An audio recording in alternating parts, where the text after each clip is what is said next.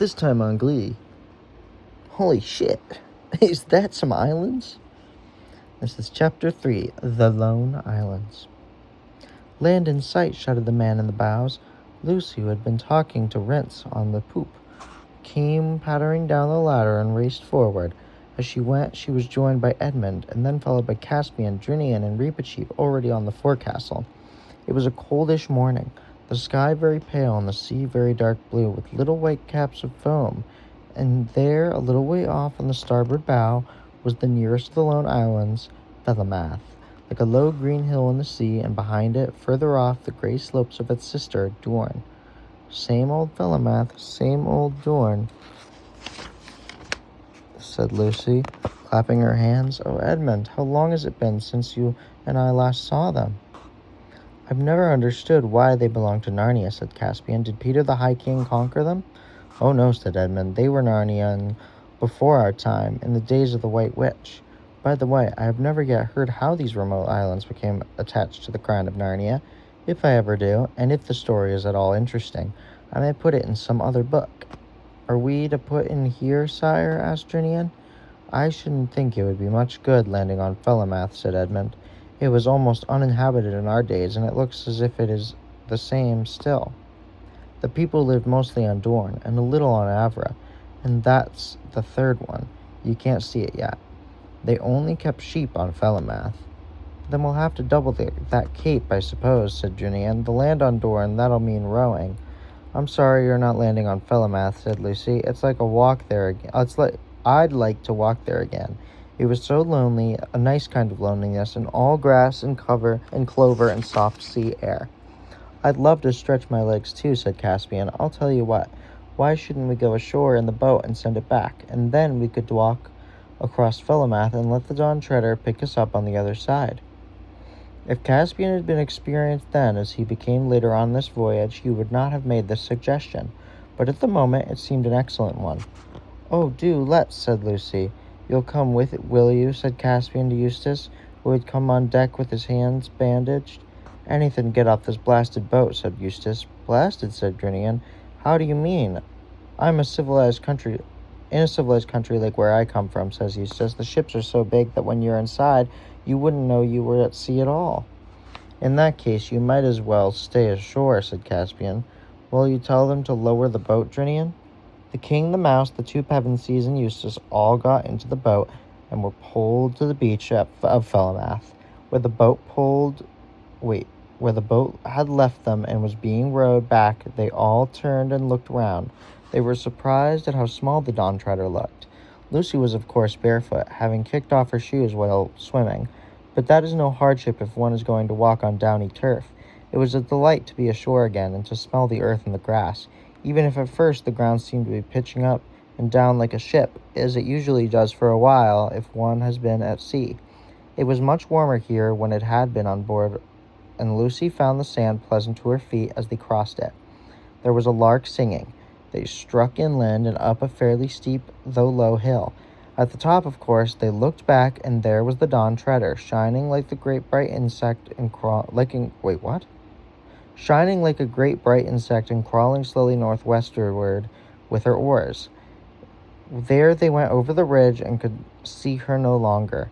Dorn now lay before them, divided from Felemath by a channel about a mile wide. Behind it, and to the left, lay Avra. The little white town of Narrowhaven on Dorn was easily seen. Hello, what's this? Said Edmund suddenly. In a green valley to which they were descending, 6 or 7 rough-looking men, all armed, were sitting by a tree. Don't tell them who we are, said Caspian. And pray, your majesty, why not? Said Reepicheep, who had consented to the ride on Lucy's shoulder.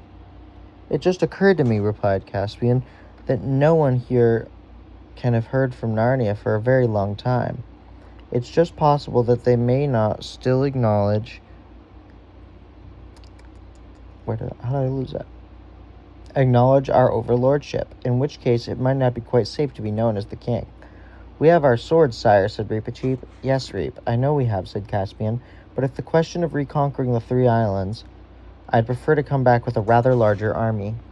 By this time they were quite close to the strangers, one of whom, a big black-haired fellow, shouted out, "A good morning to you, and a good morning to you," said Caspian. "Is there still a governor of the Lone Islands?" "To be sure there is," said the man. "Governor Gumpus. His sufficiency is at Narrow Haven, but you'll stay and drink with us." Caspian thanked him. Neither he nor the others liked the look of their new acquaintances, and all of them sat down.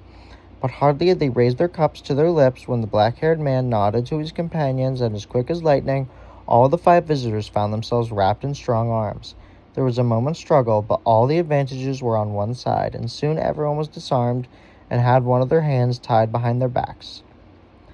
Except Reepicheep, writhing in his captor's grip and biting furiously. "Careful with that beast, Tex," said the leader. "Don't damage him. He'll fetch the best price of the lot. I shouldn't wonder."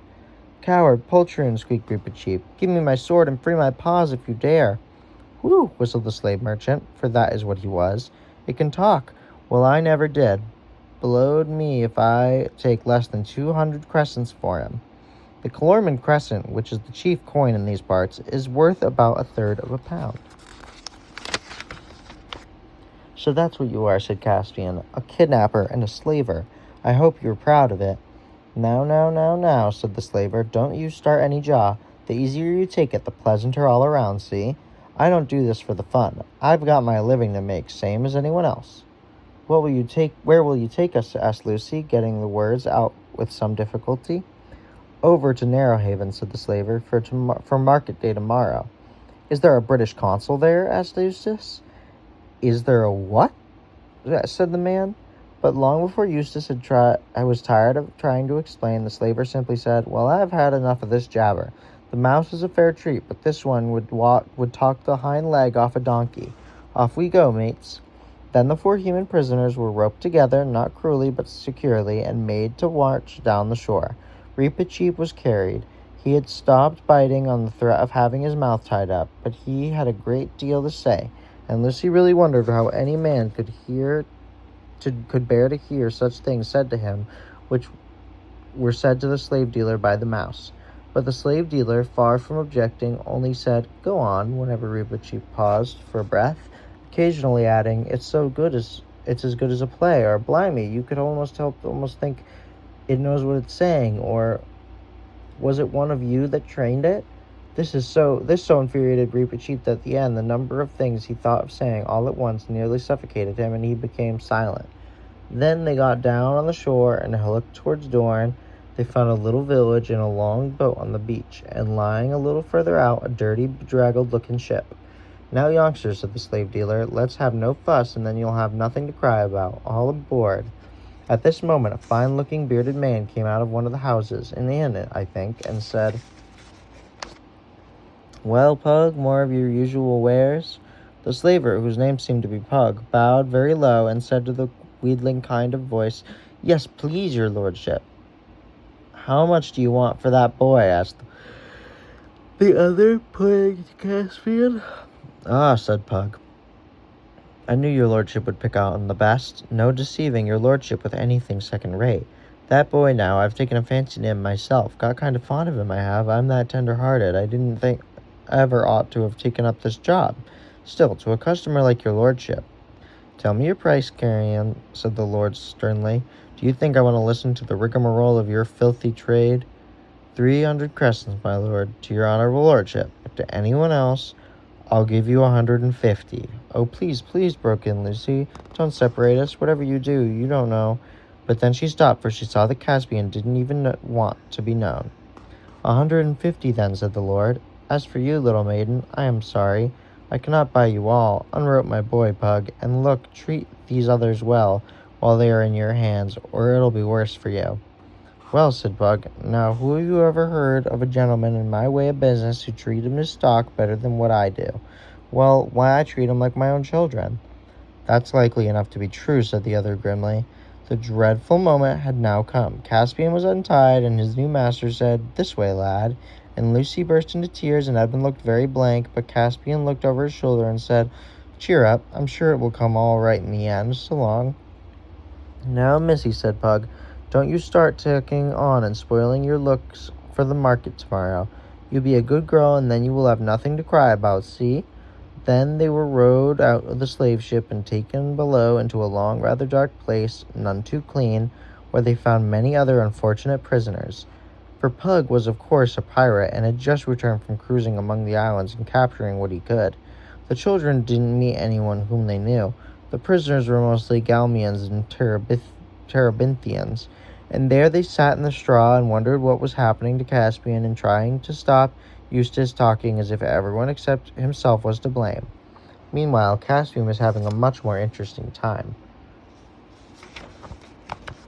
The man who had bought him led him down a little lane between the two of the village houses, and so out into the open place behind the village.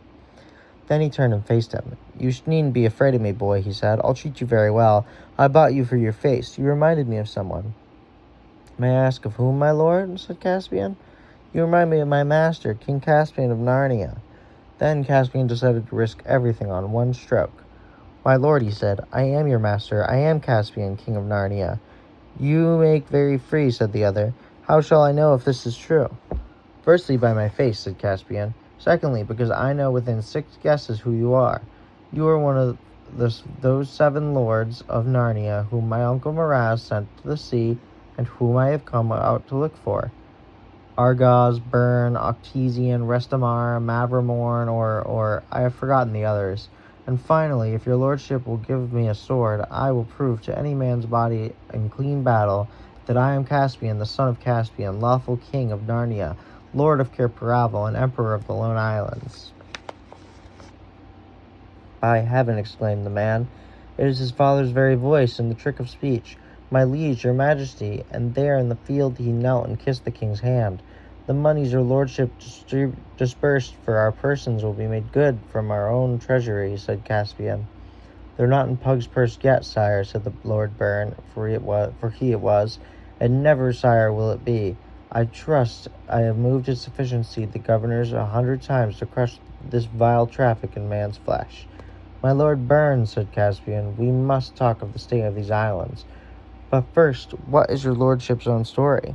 "Short enough, sire," said Byrne. "I came thus far with my 6 fellows, loved a girl in the islands, and felt I had had enough of the sea, and there was no purpose in returning to Narnia while your majesty uncle held the reins. So I married and have lived here ever since." "And what is this governor, this Grumpus, like? Does he still acknowledge the king of Narnia for his lord?" "In words, yes. All is done in the king's name. But he would not be best pleased to find a real live king of Narnia coming in upon him. And if your majesty came before him alone, well, of you, and unarmed, well, he would not deny his allegiances. But he would pretend to disbelieve you, your grace. Life would be in danger. What following has your majesty in these waters?" "There is my ship, just rounding the point," said Caspian. "We are about 30 swords if it came to fighting. Shall we not have my ship in the fall upon Pug, and free my friends whom he holds captive?" "Not by my counsel," said Byrne. "As soon as there was a fight or two, the 3 ships would put out for Narrowhaven to rescue Pug. Your majesty must work by a show of more power than you really have, and by the terror of the king's name. It must not come to plain battle. Grumpus is a chicken-hearted man and can be overawed." And at a little more conversation, Caspian and Byrne walked down to the coast a little west of the village, and there Caspian winded his horn. This was not the great magic horn of Narnia, Queen Susan's horn. He had left that at home for his regent Trumpkin to use if any great need fell upon the land in the king's absence.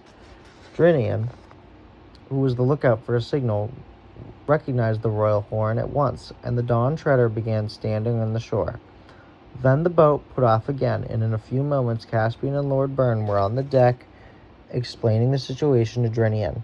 He, just like Caspian, wanted to lay the Dawn Treader alongside the slave ship at once and board her, but Byrne made the same objection.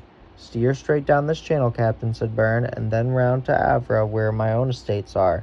But first, run up to the king's banner, hang up all the shields, and send out as many men to the fighting top as you can, and about 5 bow shots hence. When you get open sea on your ports below, run up a few signals." "Signals to whom?" said Drinian. "Why, to all the other ships we haven't got, but which it might be well that Grumpus thinks we have." Oh, I see, said Drinane, rubbing his hands. And they'll read our signals. What shall I say? Whole fleet round the south of Avra and assemble at Burnstead, said Lord Byrne.